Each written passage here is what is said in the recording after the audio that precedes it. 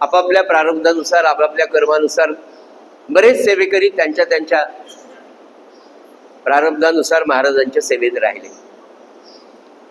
पूर्व पुण्याईने, आई वडिलांच्या पुण्याईने, आपल्या कुळाच्या पुण्याईने संत मिळतात, संतांचा सहवास मिळतो. पण त्या संतांच्या सहवासात राहताना आपली कर्म कधी कधी आपल्याला त्यांच्यापासून बाजूला नेतात. म्हणजे आपण म्हणतो भाग्य देतं आणि काय कर्म नेतं, तसं. तर ही सगळी मंडळी, मला वाटतं ही साधारण 64च्या नंतरची घटना आहे. साल मला नक्की सांगता येणार नाही, पण 64-65 नंतरची घटना आहे. महाराजांच्या सेवेमध्ये एक गोपाळराव नावाचे शिष्य होते. नंदू मामा, गणेश मामा, कैलाश मामा आणि विनायकराव मामा यांच्या बरोबरच त्या काळातच हे होते. तर गोपाळराव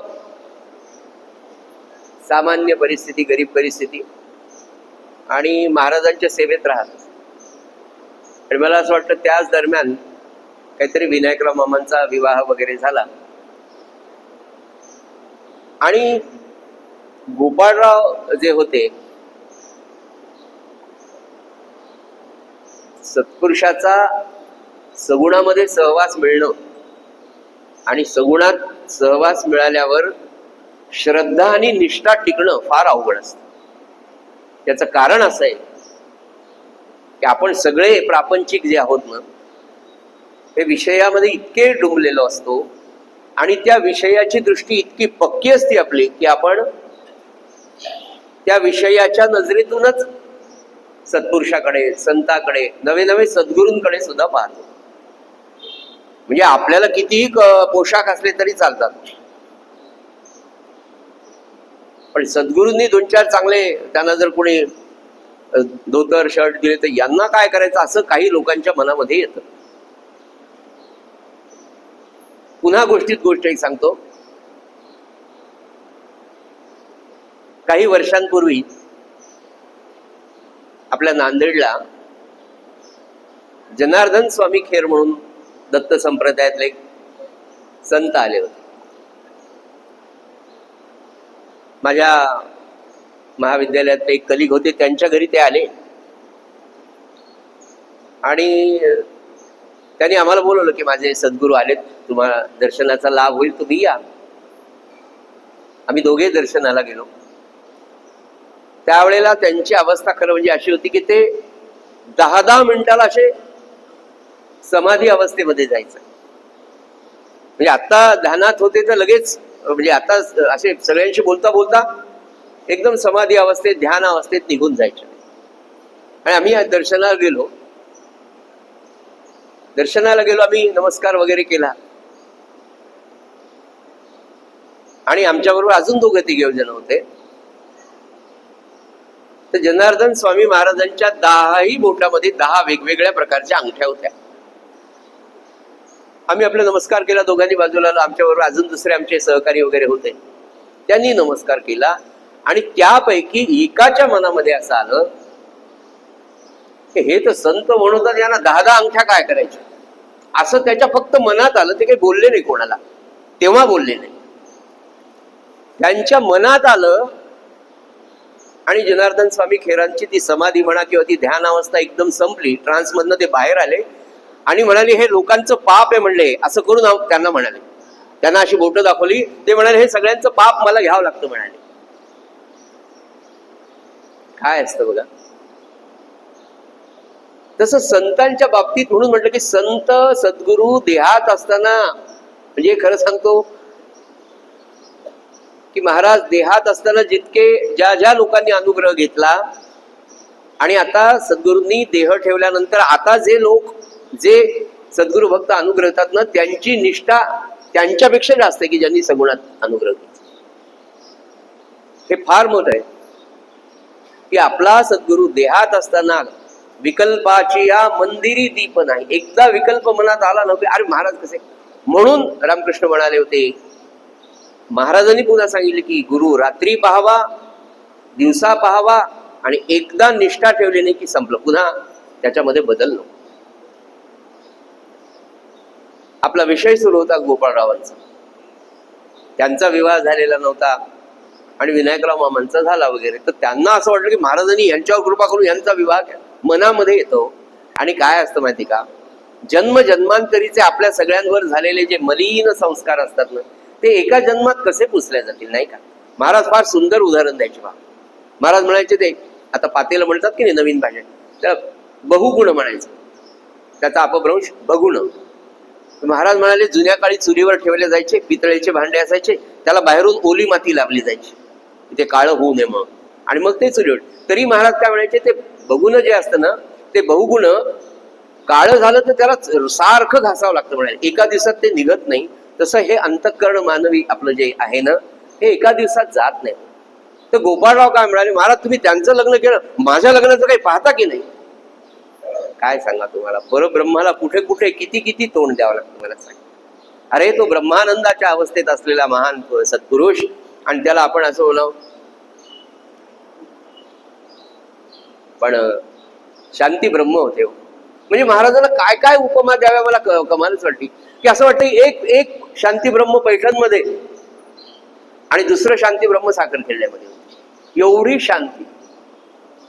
तोंडावर येऊन कीर्तनकारांनी, आपल्याला तो प्रसंग माहिती सांगत नाही जाता फक्त, की इथे येऊन महाराजांच्या घरी चांगला प्रसाद घेऊन पक्वान्न खाऊन लोकांच्या सांगण्यानुसार महाराजांच्या समोर महाराजांची निंदा नालस्ती केल्यावरही दुसऱ्या दिवशी महाराज त्यांना यथावकाश संभावना वस्त्र प्रावणं देऊन त्यांच्या पायावर डोकं ठेवून महाराज म्हणाले, कीर्तनकर बुवा, तुम्ही माझ्या डोळ्यात काल फार चांगलं अंजन घातलं बरं, आता मला कसं वागायचं हे कळेल म्हणे, माझ्याकडून चूक होणार नाही. मला सांगा, इथे या खेरड्यामध्ये जाता जाता मला जर म्हणले थोड्या वेळ थांबा, अजून तिकडे ताटं कमी आहेत, थोड्या वेळ थांबा, काय मला राग येतो. मला कसं काय थांबवलं, मी एवढे प्रवचन करतो इथे, असं माझ्या मनात येतं. आपल्या येत नाही, आपण सगळे फार थोर आहात. तर गोपाळराव म्हणले, माझ्या विवाहाचं तुम्ही काय पाहत नाही, त्यांचं करता आणि असं करता. काय काय आता बोलले असतील ते जास्त रेकॉर्डेड नाही, आणि असलं तरी ते सांगता येत नाही. पण त्यांनी ती खंत व्यक्त केली की महाराज माझा विवाह का. तेव्हा मी पुन्हा नम्रपणे सांगतो की ते परब्रह्म सद्गुरू प्रल्हाद महाराजांच्या रूपाने मानवी देहात आलं. पण त्या परब्रह्माला पुन्हा स्फुरण आलं एकदा, जसं मी परवा सांगितलं. आणि एकदम महाराज असं कधी क्वचितच बोलायचेच नाही हो, पण एकदम महाराज म्हणाले, अरे ते शुक होते म्हणाले, तो काळ होता, ते वस्त्रांशिवाय राहिले, तेच पुन्हा समर्थ म्हणून आले तर लंगोटी घालून राहिले, आणि आता काळ बदलला म्हणून मी धोतर घालून राहतो. इथे महाराजांजवळ तुम्ही काय मागायला पाहिजे.